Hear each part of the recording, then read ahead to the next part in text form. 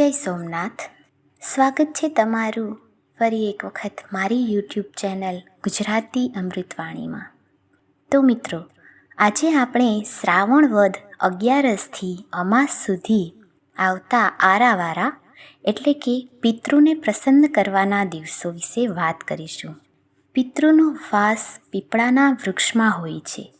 પીપળાના વૃક્ષમાં દેવી દેવતાઓનો પણ વાસ હોય છે. પીપળાના ઝાડમાં પિતૃદેવતાઓ વાસ કરે છે એવું માનવામાં આવે છે. તેથી લોકો ચૈત્ર વદ અને શ્રાવણ વદ 13, 14 અને અમાસ આ દિવસોમાં પીપળાના વૃક્ષને પાણી અર્પણ કરે છે, ધૂપ દીપ કરે છે, સાધુ બ્રાહ્મણને દાન દક્ષિણા આપે છે અને સાધુ બ્રાહ્મણને ભોજન કરાવે છે.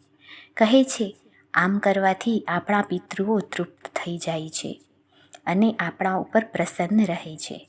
પિતૃઓની કૃપાથી ઘરમાં ધન ધાન્ય અને સુખ સંપત્તિની પ્રાપ્તિ થાય છે.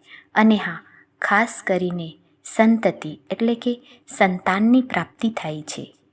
તો મિત્રો, મારો આ વિડીયો તમને પસંદ આવ્યો હોય તો મારી આ ચેનલને લાઈક, શેર અને સબસ્ક્રાઈબ કરજો. અને હા, બેલ આઇકન જરૂરથી દબાવી દેજો, જેથી આવનારા વિડીયો તમારા સુધી તરત પહોંચી શકે. જય સોમનાથ મિત્રો.